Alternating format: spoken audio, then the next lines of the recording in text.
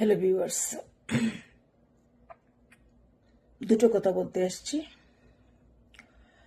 আমার বিবেক, আমার জাগ্রতবোধ, আমার মানবতা, আমার শিক্ষা, আমার মানসিক উৎকর্ষতা, সেখান থেকে কথাগুলো বলছি।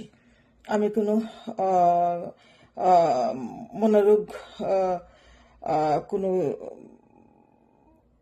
মোটিভেশনাল স্পিকারও না, জাস্ট আমার বিবেক থেকেই বলছি।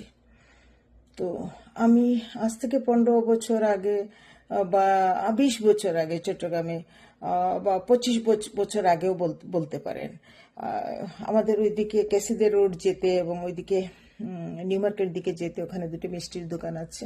তো ওখানে আমি নাম বলছি না, তো ওখানে খুব কম্পিটিশন দিয়ে 2,80,000, 4 লাখ, 6 লাখ টাকা দিয়ে পাটা বা খাসি বলি দেওয়া হবে বা ছাগল যেটাই বলে দেওয়া হবে মনসা পূজায়, ওইরকম একটা কম্পিটিশন। ওইদিকে আবার ওইদিকে আছে আপনার আদরকেল্লা, ওইদিকে হাজারি লেন, এরকম খুব শুনতাম।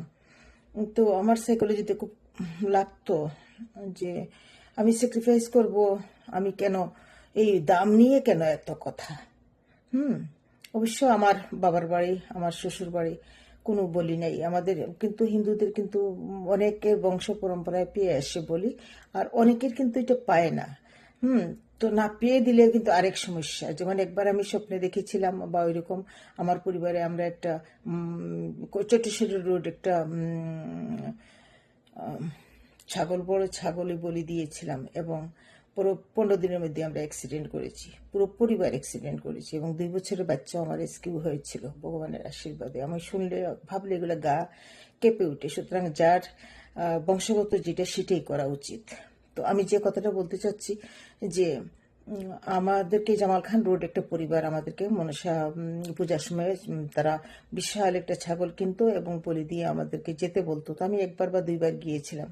তো গতবার তারা দাওয়াত করেছিল, গতবার না, আমি আমেরিকা আসার আগে তো গেলাম।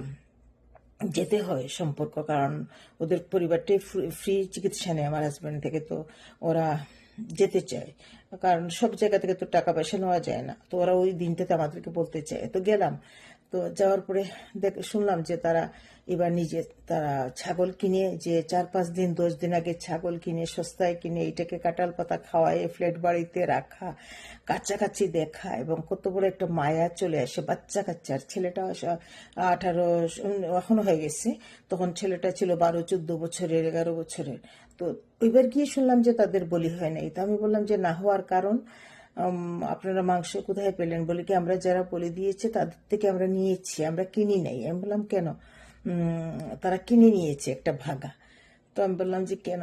বলে কি আমার ছেলে বারবার বলছে যে তোমরা যদি একে মেরেই ফেলবে, একে যদি কেটেই ফেলবে বা বলিয়ে দিবে, তোমরা একে পেলে এতদিন এত যত্ন করলে কেন? এত খাওয়া দাওয়া, কাঁঠাল পাতা এই সব খাওয়ায় এত কষ্ট করে একে এই মায়াটা তোমরা তৈরি করলে কেন? তো এই ছেলেটা নাকি 3-4 বছর যাবত এরকম বলে আসছিল। তো তারা গতবার তার এই সময়ের একটা ইনডিফারেন্সটা, তার টেনশন বা তার একটা অন্যরকম দেখে তারা এটা বন্ধ স্টপ করে দিয়েছি বলি দোয়াটা। তো আমি, হ্যাঁ, আমার চোখের সামনের ঘটনা, ছেলেটাকেও আমি চিনি, তাদের বাসায় যাই, খাই। তো যাই হোক, আমি এটা এই একটা ঘটনা। আর একটা ঘটনা আমি বলবো, যেমন আজকে আমি ফেসবুকে দেখলাম যে একটা ছেলে মাথা নত করে কান্না করছে। ওই দিন দেখলাম যে একটা গাভী তার মায়ের কাছে দৌড়ায় বারবার চলে যাচ্ছে, বুকটা মুচড়ে উঠে কষ্ট হচ্ছে। যে আমি কারো ধর্মীয় অনুভূতিতে আঘাত দিয়ে কথা বলছি না, কিন্তু আমার কথা অন্য জায়গায়। এই যে বাচ্চা কাচ্চারা এগুলো দেখছে, পালছেন, বড় করছেন, কিছু বাচ্চা উল্লাস করছে, আনন্দ করছে, কুরবানিটাকে খুব অন্তর থেকে গ্রহণ করছে বা আমাদের বলিটাকে খুব অন্তর থেকে গ্রহণ করছে। কিছু বাচ্চা আছে এই যে তার কষ্ট, এই যে তার শৈশব কৈশোরের যৌবনের সন্ধিক্ষণে এই যে একটা ব্লাড শেড, রক্তপাত দেখছে, একটা প্রাণী বধ দেখছে, এটার ইম্প্যাক্ট কতটুকু পরবর্তীতে হতে পারে, এই জিনিসগুলো আপনারা একটু ভাববেন। এইগুলোই আমার বলার ছিল, আর কিছু বলার ছিল না। তো ওই পরিবারটা না স্টপ করে দিছে, তারা এখন ভাগে মাংস কিনে নেয়। তো একটা প্রান্ত আমাদের ধর্মে, আপনার ধর্মে সোয়াব, আমার ধর্মে আমরা এইটা স্যাক্রিফাইসকে আমরা সবাই বলি যে এটা পুণ্য অর্জন, কিন্তু পুণ্য অর্জনের পাশাপাশি তো আপনার পরিবার, আপনার সন্তানের মেন্টাল কন্ডিশনটাও আপনাকে ভাবতে হবে। তো এটা কোনো আমি আমার নিজের ব্যক্তিগত কনসার্ন থেকে আমার যে এথিক্স ইয়ে থেকে আমার মেন্টাল মরালিটি থেকে আমি জিনিসটা আপনাদেরকে বলতে আসলাম। আপনারা একটু ভেবে দেখবেন, সচেতন বাবা মা অবশ্যই ভাববেন যে বাচ্চার সাইকোলজিতে যেন এটার কোনো ইম্প্যাক্ট না পড়ে, এটার জন্য কোনো সুদূরপ্রসারী ফল এবং এটা যেন তার মনস্তাত্ত্বিক জায়গায় এটা যেন ইয়েতে না থাকে।